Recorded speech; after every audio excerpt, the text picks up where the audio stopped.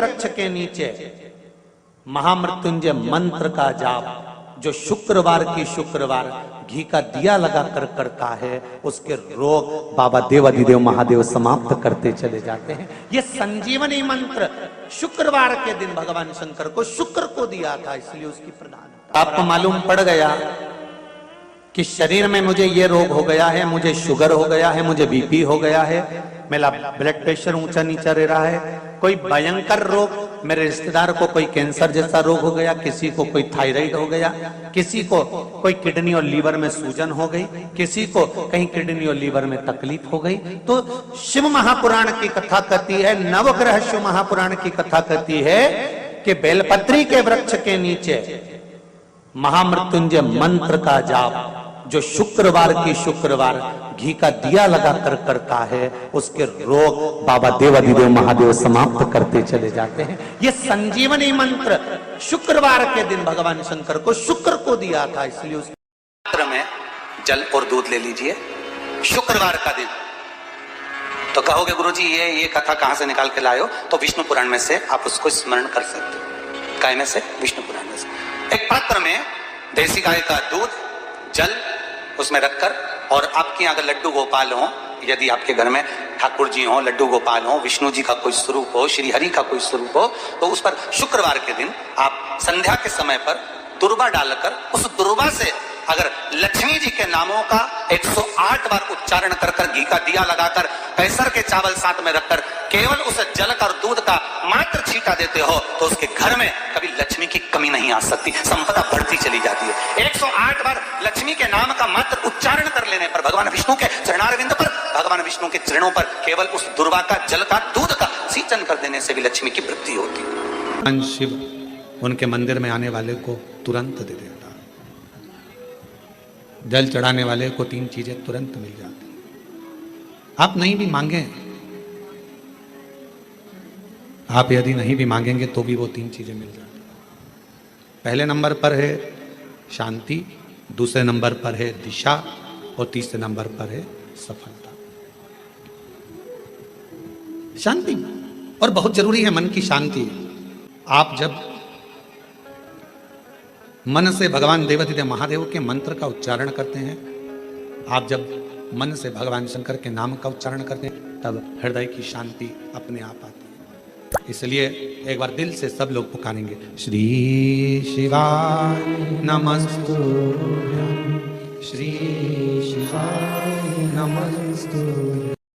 पति पत्नी में आपस में झगड़ा हो रहा हो, बहुत क्लेश रहता हो, बहुत ज्यादा, दोनों एक दूसरे का मुंह देखना पसंद ना करते, दोनों एक दूसरे के सामने ना आए, इतना क्रोध जिस पति पत्नी के आपस में रहता हो, अगर पत्नी एक सिंदूरा अगर शंकर जी के मंदिर से पार्वती जी को टच कर कर, पार्वती जी का स्पर्श कराकर सिंदूर उसमें भरकर उस सिंदूरे को अगर अपनी अलमारी में रख लेती है, जहां तैयार होती है उस अलमारी में रख ले, और भले वो मांग में लगा रही कि ना लगा रही, थोड़ा बहुत भी लगाया तो ठीक है, ना लगाए तो अलमारी में अगर रख भी ले, 20-22 दिन के अंदर हमको पत्र लिखकर बताना कि उसकी लड़ाई झगड़ा कम हुआ कि नहीं हुआ, उसका आपस में मेल बढ़ा कि नहीं।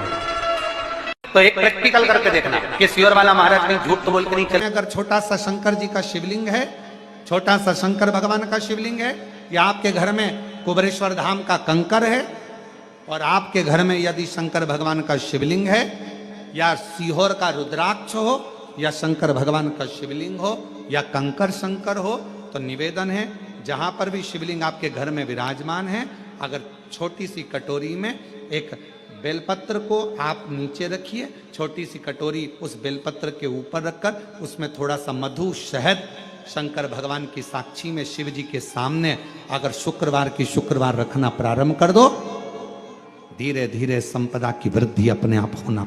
आपको पहले भी कथा में कहा, इंद्रदेव ने यह बात सामने रखी थी ब्रह्मा जी से कि ब्रह्मदेव भगवान शंकर से कहो कम से कम सीधे बैठ जाए। भगवान बोले हम नहीं बैठेंगे सीधे।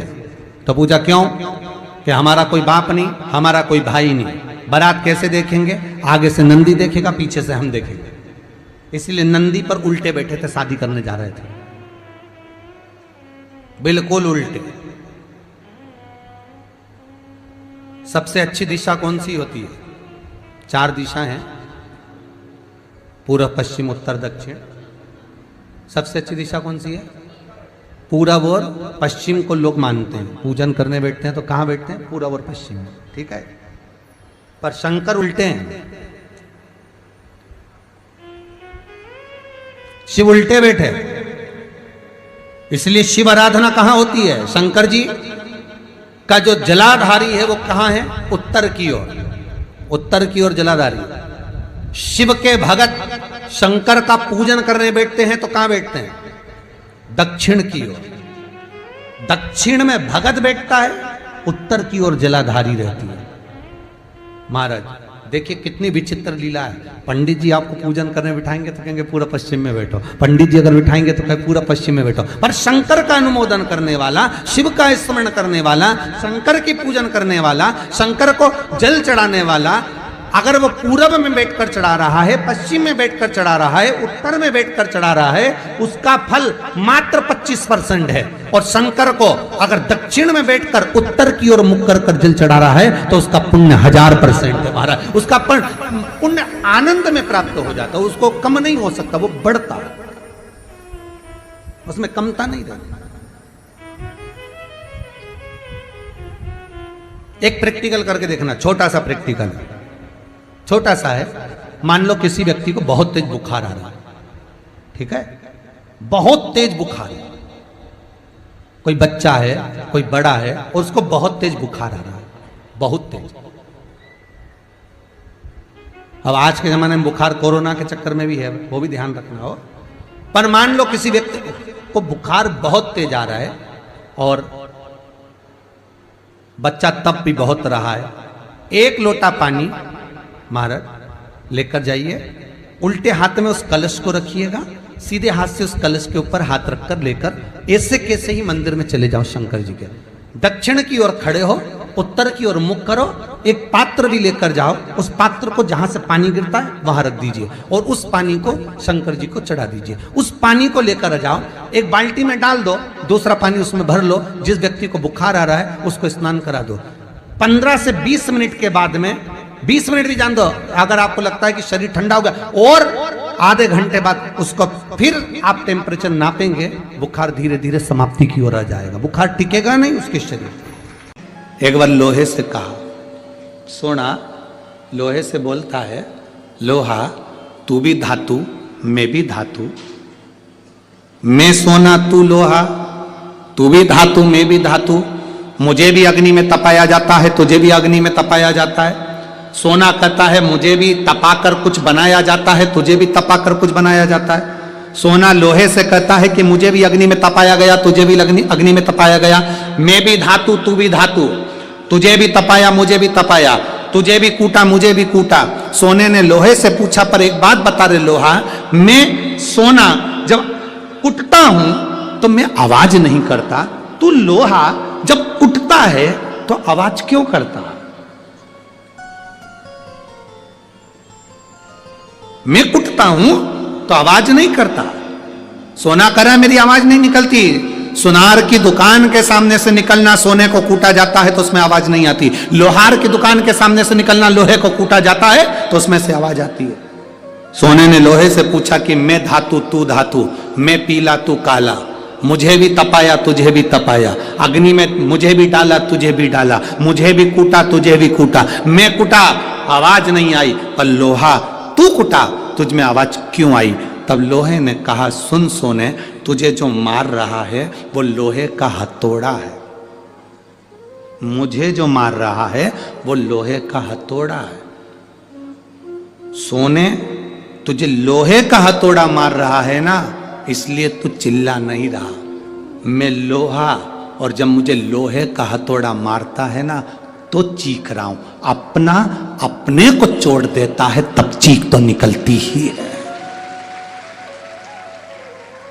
सोने का हथौड़ा अगर सोने को मारता तो चिल्लाता, लोहे का हथौड़ा लोहे को मारता है तो चीखता है। अपना अपने को गाली देता है, अपना अपनों को अपशब्द कहता है, अपना अपने को ताना देता है तो चीख निकलती है, बद्दुआ निकलती है, अपशब्द निकलते हैं।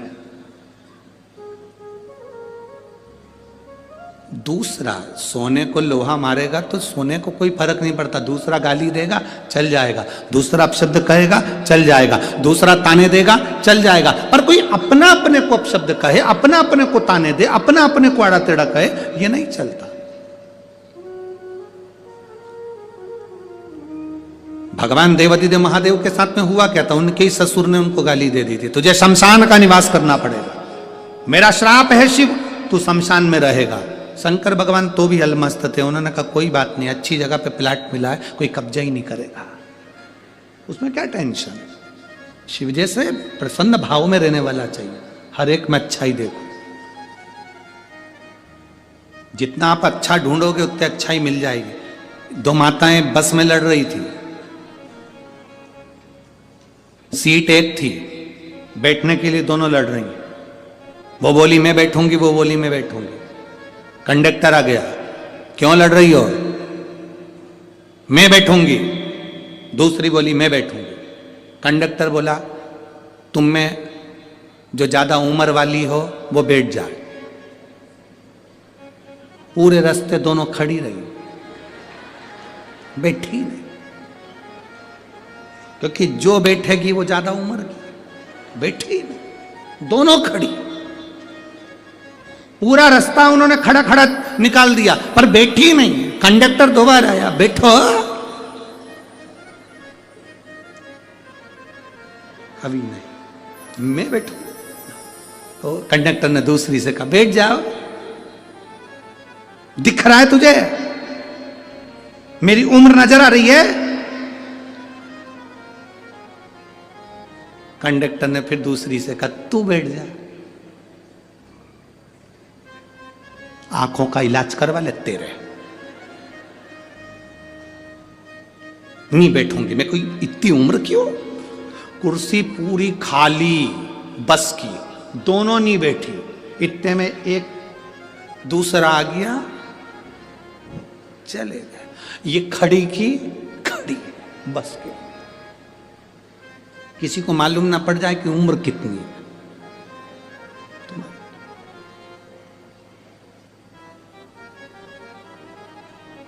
शिव जी को गाली देने वाला कोई दूसरा नहीं था, भगवान शंकर को गाली देने वाले उनके ससुर ही थे। तुम्हारे ऊपर उंगली उठाने वाला कोई दूसरा नहीं होगा, तुम्हारे अपने ही होंगे।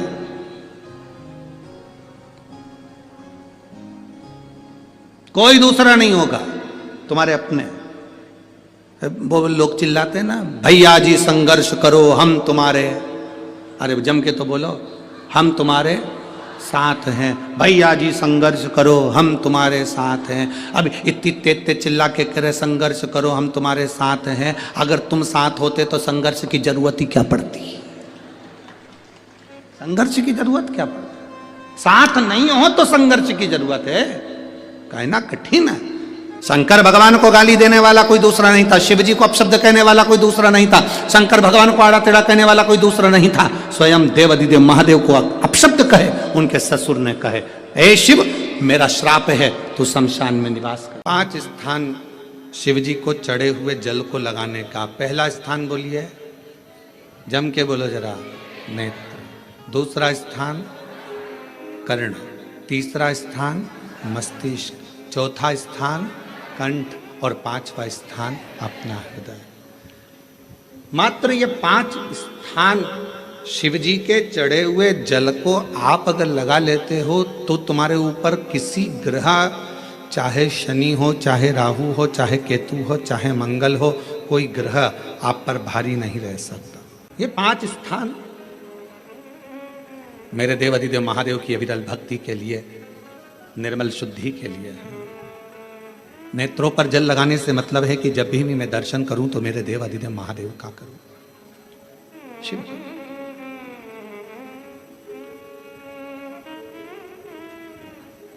कंठ पर जल लगाने से मतलब है कि मेरे मुख से जो वाणी निकले, और मान लो मेरे मुख से कोई अपशब्द निकल गया तो किसी का बुरा ना हो जाए। कर्णों से जल लगाने से मतलब है कि मेरे कानों के माध्यम से जो शब्द मेरे अंदर जाएं वो मेरे जीवन का कल्याण करें। मस्तिष्क पर जल लगाने से मतलब है कि मेरे भगवान के चरण का जल, उनकी रज मेरे सिर पर चढ़ी रहे और मेरे जीवन में कभी अहंकार ना आए। हृदय पर जल लगाने से मतलब है कि मेरे हृदय में भगवान शंकर के चरणों का आभास नित्य प्रतीत है। हमेशा ये 5 स्थान, जिस लड़की को, जिस लड़के को मंगल है, और ब्राह्मण देवता ने यदि आपको कहा कि इनको मंगल है, इसकी शादी में देरी हो रही है, मंगल के कारण अगर शादी रुक रही है, देरी हो रही है, विवाह में देरी हो रही है, तो उस बेटी और बेटे को 3 महीना लगातार शिवजी पे चढ़े हुए जल को इन 5 स्थान पर लगाना प्रारंभ कर दे। 3 महीने के बाद वो खुद कहेगा कि हाँ, हमारा संबंध जम गया, हमें मंगल से कोई दोष नहीं लगा। स्वयं शिव कृपा करते हैं। फूल को धोया कभी नहीं जाता, जैसे ही डाली पे से फूल टूट के आया तुम भगवान को चढ़ाओ, पर फूल को घर में लाने के बाद तुम धोगे, पानी छीट कर साफ करोगे और फिर भगवान को चढ़ाओगे, तो समझ लेना फूल भगवान स्वीकार नहीं करें। फालतू की बात। जैसा है वैसा देव, तुम्हारे जैसे नहीं। नहाए तो खूब साबुन से मल मल कर, और मालूम पड़े मन रह गया बेकार, और सोचो कि भगवान कर ले स्वीकार, ये कभी नहीं हो सकता।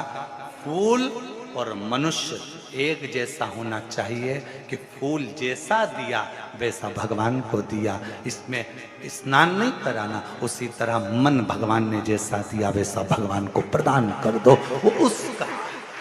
इसमें दिखावा नहीं हो। भगवान गुरु जी हम शंकर जी को क्या चढ़ाएं? हमने कहा जल चढ़ाओ, तो क्या जल लेने के लिए घर जाना पड़ता है? तो फिर हमारे पास तो वो भी लेने के लिए घर पर से हमारे पास पात्र नहीं, हम क्या करें? हमने कहा शंकर के मंदिर चली जा, 3 बार ताली बजा दे। उसने कहा ताली भी नहीं बजाए तो हमने कहा मुख से बम बम बोले बोल दे, उतना ही बोल।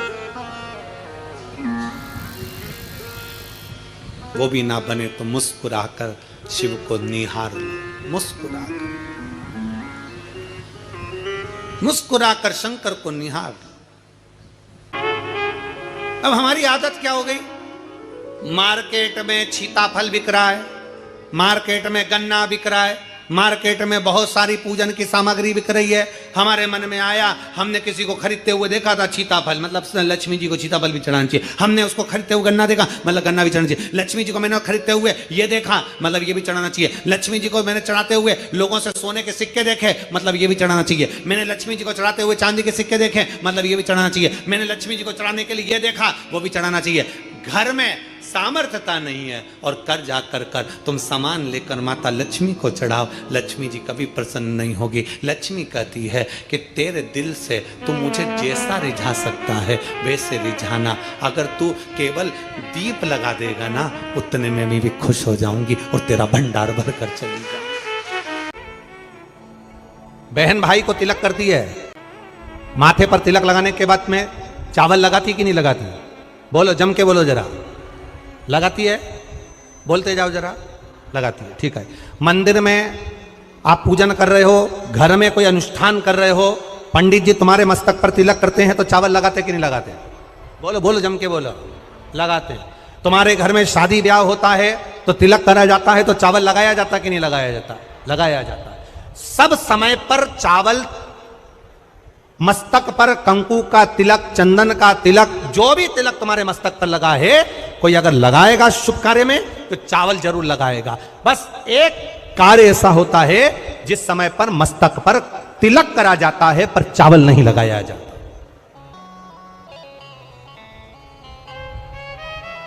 एक समय ऐसा होता है जिस समय तिलक करा जाता है पर चावल नहीं लगाया जाता। चावल का मतलब है अक्षय, मतलब बार बार भगवान ऐसा मौका लाए, बार बार भगवान ऐसी कृपा करे कि तुम ऐसा अनुष्ठान करते रहो, पुण्य करते रहो, सत्कर्म करते रहो, 16 सोमवार के व्रत करते रहो, चतुर्थी के व्रत करते रहो, तुम छठ की पूजन करते रहो, तीज का व्रत करते रहो, सोमवार का व्रत करते रहो। तुम्हारे घर में हमेशा ऐसे शुभ कार्य होते रहे। केवल अक्षय, अक्षत एक जगह पर नहीं लगाया जाता। कब नहीं लगाते अक्षत को? मस्तक पर तिलक करते समय अक्षत कब नहीं लगाया जाता? केवल एक समय पर। कब? जब घर में कोई शांत हो जाता है और शांत होने के बाद जब मस्तक पर पगड़ी का क्रम होता है, उस पगड़ी के क्रम पर तिलक तो लगाया जाता है पर चावल नहीं लगाया जाता। भगवान से प्रार्थना करते हैं ये बार बार मौका मत देना, जो हो गया उसको समाप्त, ऐसा मौका बार बार ना दीजिएगा। हाँ, पगड़ी पर से उठ गए, अच्छा काम करने के लिए मंदिर जा रहे हो, स्थान छोड़ने के बाद अब तिलक लगाओ और उसमें चावल ढेर सारा लगाओ, कोई मना नहीं। पर अक्षय, उस अक्षत की महत्वता को समझना कि उसको बारंबार प्राप्ति ना हो, ऐसे कार्य की प्राप्ति ना हो, अच्छे कार्य की प्राप्ति, श्रेष्ठ कार्य की प्राप्ति, शुभ कार्य की प्राप्ति। अगर मौका मिले तो एक बार भविष्य पुराण, और एक बार मौका मिले तो कुर्म पुराण, और एक बार मौका मिल जाए तो नंदी पुराण, ये 3 पुराणों का स्मरण करना, इसमें आपको अक्षत की महत्वता प्राप्त हो। भविष्य पुराण, कुर्म पुराण और नंदी पुराण, इन 3 पुराणों में आपको अक्षत की महत्वता प्राप्त होगी कि चावल की महत्वता क्या है। एक चावल का दाना जब अशोक सुंदरी वाली जगह पर चढ़ाया जाता है, एक चावल का दाना अशोक सुंदरी वाली जगह पर चढ़ाया जाते ना हो, ये बेलपत्र जो होता है, इस बेलपत्र पर कभी कभी आपने देखा होगा कि कई लोग बीच वाले पत्ते पर चंदन लगा देते हैं। ये जो बीच का पत्ता होता है इस पर लोग चंदन लगा देते हैं। शिव महापुराण की कथा कहती है, अगर भूलवश भी अनायास आपके पास बेलपत्र भी नहीं है, शिव जी का चढ़ा हुआ बेलपत्र भी अगर आपने उठा लिया और उठाकर उस बीच वाले पत्ते पर एक चावल का दाना रखकर भी आप भगवान भोलेनाथ को समर्पित कर रहे हो, तो ये समझ लेना कि तुमने महीना, 2 महीना, 4 महीना, 6 महीना, 8 महीने में, हम तो हमेशा कहते आए हैं, आज फिर कर रहे हैं, 1 महीना पूरा हो जाए जल चढ़ाते, 2 महीना पूरा हो जाए जल चढ़ाते, 3 महीना पूरा हो जाए, 4 महीने पूरे हो गए, 6 महीने पूरे हो गए, या आपका साल भर पूरा हो गया, प्रयास करा करो एक बीच वाले पत्ते पर एक चावल का दाना रखकर शिव जी को समर्पित करना। क्यों? जो तुमने पूर्व में जल चढ़ाया है वो चावल का दाना अक्षय, उसको अक्षत माना जाता है, अक्षय माना जाता है। मतलब तुमने अभी तक जो जल समर्पित करा है वो कभी समाप्त तो नहीं हो सकता, उसका पुण्य तुम्हारे खाते में चले गया, अब तुम उसको किसी को भी प्रदान कर सकते। जब व्यक्ति के मन में अहंकार आ जाता है, जब व्यक्ति के मन में अभिमत्ता आ जाती है, थोड़ा सा अभिमान आ जाता है, तो वो भगवान से दूर हो जाता है। 3 चीजें भगवान से दूर कर देती है। पहले नंबर पर व्यक्ति के भीतर का अहंकार, दूसरे नंबर का हमारे भीतर की ज्यादा कामना,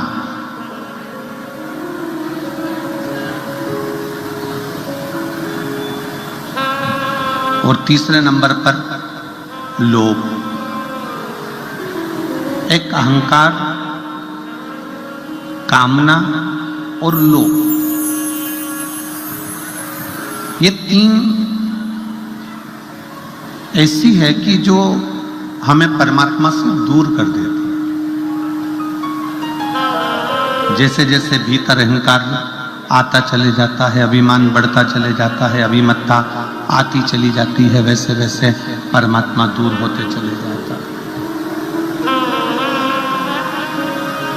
भीतर काम जाग जाता है, कामनाएं बढ़ती चली जाती है, भगवान मुझे ये दे देना, भगवान मुझे वो दे देना, भगवान मुझे ये प्रदान कर देना। और मान लो भगवान ने यदि तुमको वो नहीं दिया तो तुम्हारे भीतर निराशा उत्पन्न हो जाती है और तुम भगवान से दूर हो जाते हो।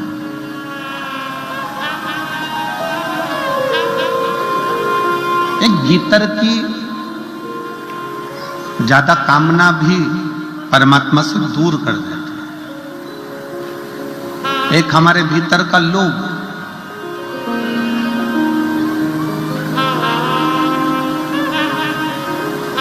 ऐसा नहीं है कि भगवान ने किसी को कुछ नहीं दिया। शिव महापुराण की कथा कहती है, भगवान शंकर का चरित्र कहता है, शिव महापुराण की कथा कहती है कि पृथ्वी पर जब मनुष्य जन्म लेता है, पृथ्वी पर जब मानव जन्म ले रहा होता है, तब मेरे विश्वनाथ उसके ललाट पर ये लिखकर भेज देते हैं कि तू जितनी मेहनत करेगा उतना तुझे फल प्राप्त होता चले जाएगा। तू जितनी मेहनत कर,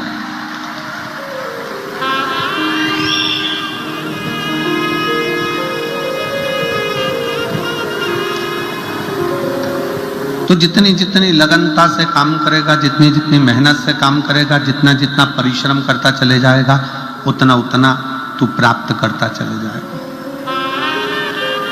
कथा कहती है कमाई करो तन से और भजन करो मन से। कमाई तन से करिए। अगर कमाई करना है तो तन से करो, खूब अच्छे से। इस शरीर के द्वारा जितना कमा सकते हो, इस शरीर के द्वारा जितना ला सकते हो लेकर आओ, जितना कमा सकते हो उतना कमाओ, जितना कर्म करना हो उतना करो। कमाई तन से करो और खूब करो, पर इस कमाई को मन तक लेकर मत जाओ। कार्तिक का महीना चल रहा है जो कि मेरे भगवान नारायण को प्रिय है, मेरे भगवान विष्णु को अति प्रिय है। और जो राम को प्रिय है, जो नारायण को प्रिय है, वो शिव को प्रिय है, और जो शिव को प्रिय है वो मेरे नारायण को, मेरे राम को प्रिय है। प्रभु की कृपा देखिए कितनी विचित्र है। कार्तिक महीने में किया गया दान, कार्तिक महीने में किया गया पुण्य, कार्तिक महीने में किया गया सत्कर्म, कार्तिक महीने में, इसीलिए कार्तिक के महीने में गोपाष्टमी आती है।